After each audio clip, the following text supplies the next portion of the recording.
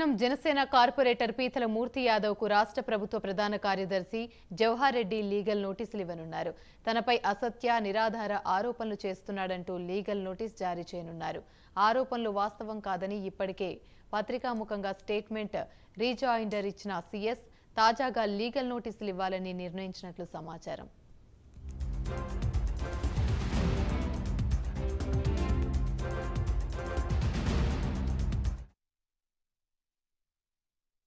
ఏదైతే assigned lands D పట్టా lands ఏవైతే ఉన్నాయో చీఫ్ సెక్రటరీ జవహర్ రెడ్డి గారు కుమారు నేతృత్వంలో 800 ఎకరాలు పేదల అసైన్డ్ ల్యాండ్స్ని అగ్రిమెంట్లు చేసుకొని జీవో 596 వచ్చిన తర్వాత ఆగమేఘాల మీద ఫ్రీహోల్డ్ సర్టిఫికేట్స్ జారీ చేసి రిజిస్ట్రేషన్ చేశారనేటువంటిది భోగాపురం, ఆనందపురం, విజయనగరం, విశాఖ, ఉత్తరాంధ్ర జిల్లాలో చేశారని చెప్పి ఏదైతే నేను ఆరోపించానో దానికి బదులుగా పెద్దలు డాక్టర్ కెఎస్ జవహర్ రెడ్డి గారు నిన్న బహిరంగ క్షమాపణ చెప్పమని కోరడం ఒకటి, లేదంటే క్రిమినల్ డిఫార్మేషన్ సూటు, లేదంటే ఏదో సివిల్ కేసులు ఏదో మేము చర్యలు తీసుకుంటాం చట్టపరంగా అని చెప్పారు.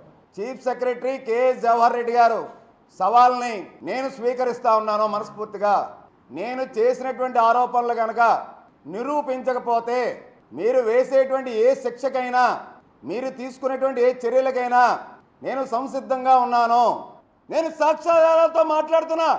నిజంగా chief secretary KS Jawahar Reddy గారు ఇప్పుడు election model code of conduct ఉంది కాబట్టి చిత్తశుద్ధి ఉంటే సర్వాధికారి రాష్ట్రానికైనా ముఖ్యమంత్రి గారు పాలన ఇప్పుడు లేదు కదా, ఈయనే హెడ్ రాష్ట్రానికి.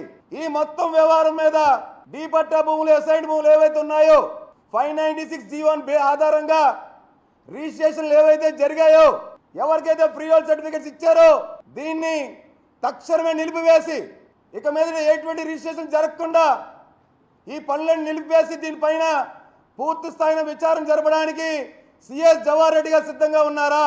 ఆయన కేంద్రానికి లెటర్ రాయొచ్చు. మేము ఆరోపించాము, మా యొక్క చిత్తశుద్ధి నిరూపించుకోవాలంటే సిఎస్ జవహర్ రెడ్డి గారు సిబిఐ విచారణకి సిఫార్సు చేయొచ్చు. ఆయన సర్వ హక్కులు ఉన్నాయి. లేదనంటే సిట్టింగ్ జడ్జితో విచారణ జరిపించవచ్చు. సిబిఐకి కానీ సిట్టింగ్ జడ్జికి కానీ పూర్తి స్థాయి ఆధారాలతో నేను ఇవ్వడానికి సిద్ధంగా ఉన్నాను. నేను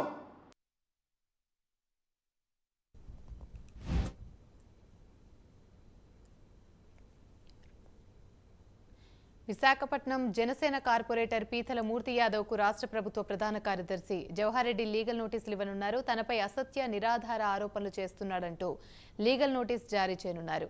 ఆరోపణలు వాస్తవం కాదని ఇప్పటికే పత్రికాముఖంగా స్టేట్మెంట్ రీజాయిండర్ ఇచ్చిన సీఎస్ తాజాగా లీగల్ నోటీసులు ఇవ్వాలని నిర్ణయించినట్లు సమాచారం. ఇదే అంశానికి సంబంధించి మరిన్ని వివరాలు మా ప్రతినిధి రాజు అందిస్తారు. రాజు, చెప్పండి.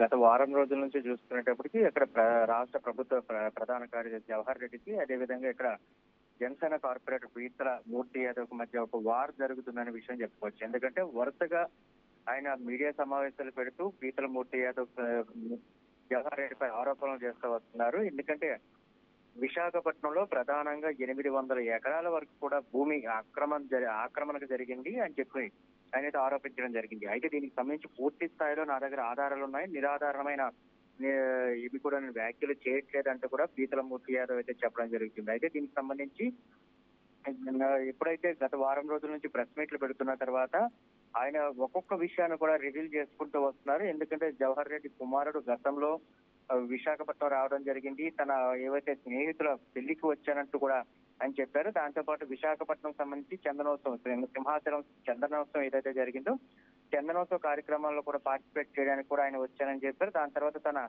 స్నేహితుడు అదేవిధంగా బంధువులు ఆయన పెళ్లికి వెళ్తున్నారని చెప్పారు. కానీ వాళ్ళు ఉన్న ప్రదేశం ఒక దగ్గర ఉంది, ప్రాంతం ఒక దగ్గర ఉంది, తర్వాత ఈయన వెళ్లిన ప్రాంతం ఇంకొక దగ్గర ఉంది అంటూ కూడా పీతల మూర్తి యాదవ్ అయితే ఒక సంచలన ఆరోపణలు అయితే చేయడం జరిగింది. ఇదంతా కూడా భోగాపురం ఎయిర్పోర్ట్ నుంచి ముడిపెట్టి విశాఖలోని కొన్ని స్థలాలను కూడా ఆక్రమించుకోవడానికి ఇదంతా కూడా ప్రయత్నం జరుగుతుంది అంటూ కూడా పీతల మూర్తి యాదవ్ ఒక సంచలన ఆరోపణలు చేయడం జరిగింది.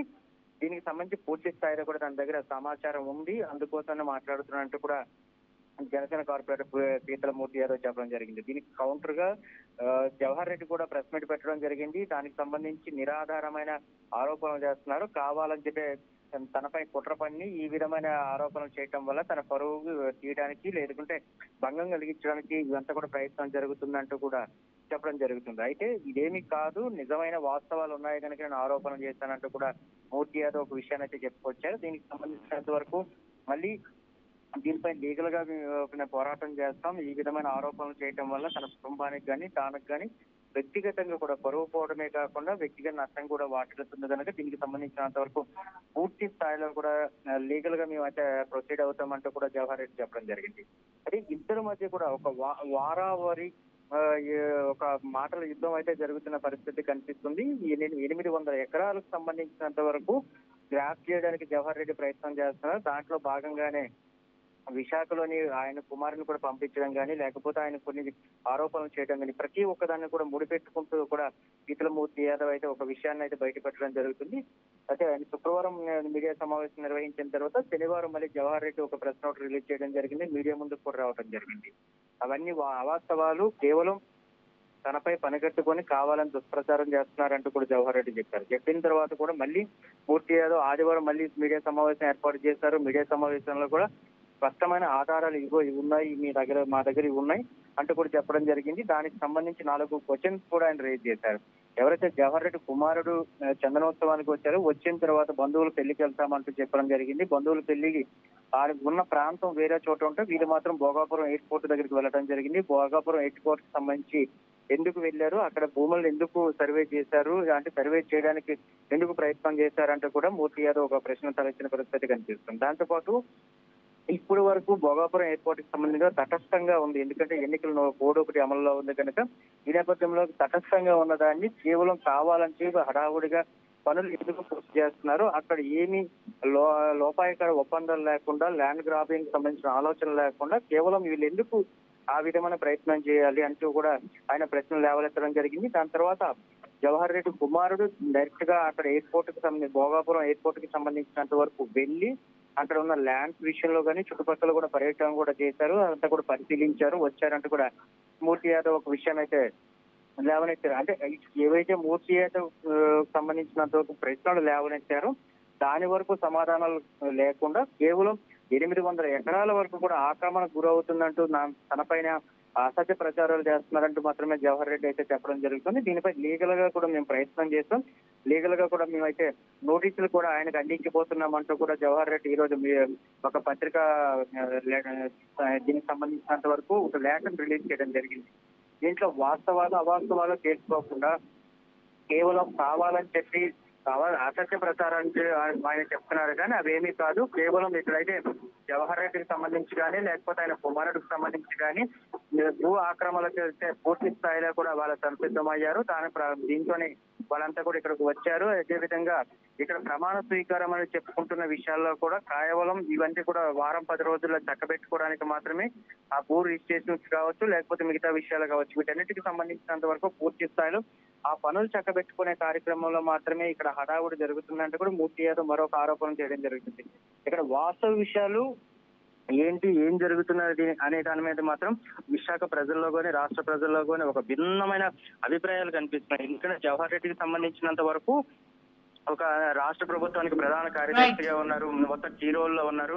ఇక్కడ విశాఖపట్నంలో సంబంధించినంత 800 ఎకరాల వరకు కూడా భూ కబ్జా జరుగుతుంది అంటూ కూడా ఆరోపణ జరుగుతుంది. దీని వాస్తవాలు అయితే బయటికి రావాల్సిన ఉంది. ఏదైతే లీగల్ నోటీస్ అన్నారో నోటీస్ కి కూడా నేను స్పందిస్తాను, దానికి సంబంధించి కూడా నేను పోరాటం చేస్తానంటూ కూడా మూర్తి యాదవ్ చెప్పడం జరుగుతుంది. Right, thank you Raju.